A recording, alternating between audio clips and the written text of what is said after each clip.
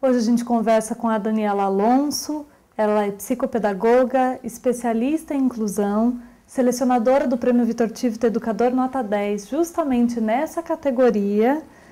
E Daniela, para começar a falar a respeito do papel do gestor na inclusão, eu queria que você falasse um pouquinho se existem preconceitos por parte dos gestores a respeito da inclusão, que preconceitos são esses e como se lida com isso? A principal questão do preconceito, como já diz, é um conceito antecipado que vai se construindo em função, no caso da história da educação inclusiva, do próprio histórico. Então, a educação ficou durante muito tempo segregada, isso levou a um desconhecimento em relação ao que seja a própria deficiência. Hoje o que a gente vê, a própria escolarização precisava ser especializada em deficiências, que fugia a todos os alunos antes excluídos, né? Todos aqueles que não aprendiam da mesma forma. Então a questão do preconceito hoje, eu acho que é justamente possibilitar a convivência para se reconstruir, né, a possibilidade de que todas as crianças aprendam. Acho que esse é o principal olhar aí no que diz respeito a como essas crianças podem conviver e estar com outras crianças, né? As políticas públicas na área de inclusão, elas existem e precisam ser cumpridas.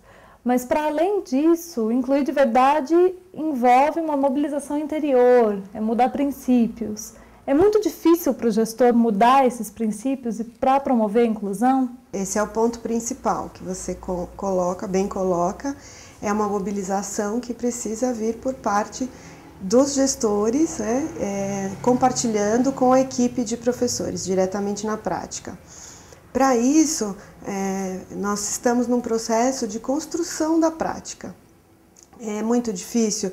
Eu diria sim, diante desse histórico escolar, da segregação e agora de desconstruir esses conceitos. Então é necessário sim rever o projeto político-pedagógico, pensar em práticas que atendam a todas as crianças e principalmente na relação do gestor com o professor, com a equipe, com os funcionários, na relação do professor com as crianças, articulação com a família.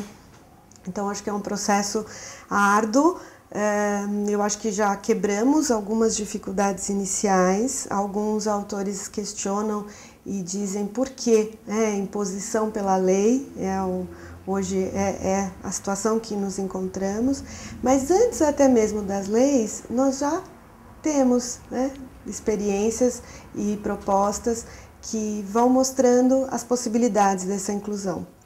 Então, acho que hoje o principal caminho é também socializar essas experiências para contribuir com o gestor nas mudanças.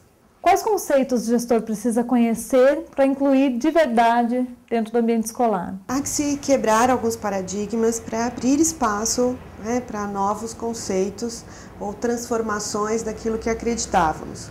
O principal é que todas as crianças são capazes de aprender. É importante que nessa construção o gestor busque não só o conhecimento pela deficiência, porque na verdade os profissionais que trabalham com essas crianças, o atendimento educacional especializado e a própria família trarão essas informações.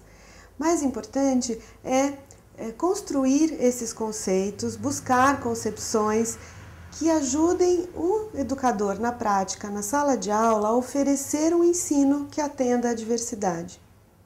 Então, acho que nesse momento é uma pergunta bastante comum, como fazer diante do que se encontra como impossibilidade. Então, eu tenho muito essa questão trazida pelos professores e pelos gestores, não é possível. E muitas vezes não é possível mesmo daquele jeito. Então, transformar essa pergunta em como seria possível. Então, algumas vezes mudando o contexto, garantindo acessibilidade, trocando procedimentos, você encontrará aí a resposta ao caminho. O que eu acho interessante também nesse momento é sempre pensar que muitas vezes a gente vai diferenciar os meios para igualar os direitos. Então, quais serão as rampas, quais serão os meios de acessibilidade para aquela criança ou jovem, né, alcançar, ter esse direito garantido de aprender com todos. O que os gestores podem fazer para driblar equipes em que professores e funcionários chegam até a boicotar os alunos com deficiência ou não sabem lidar muito bem com esses alunos? Então, justamente não driblar, né? Acolher, colocar em pauta. A resistência muitas vezes ela está no lugar de um não saber, de um receio, de um medo efetivamente, né? De como vai lidar com a situação da própria diversidade. Então, o gestor ele pode trazer para as reuniões de formação, para a discussão, poder primeiro escutar, né, esse professor, seja permitido na escola dizer que é difícil, que eu não sei o que fazer, para que não hajam situações onde a resistência vai impedir aquele professor de alcançar a criança. Na prática também, não só nesses momentos específicos em que se discute a questão da educação inclusiva, mas tornar a escola inclusiva, trazendo recursos, valorizando a acessibilidade, trazendo a Paralimpíadas, por exemplo, para o conteúdo da escola, todas as exigências hoje conquistadas pelos direitos das pessoas com deficiência, como Braille, como a própria Libras. Então, eu acho que é justamente ao contrário, a gente não pode esconder essa resistência ou querer tirar da frente. Ela faz parte, é um momento fundamental para quebrar, o paradigma antigo.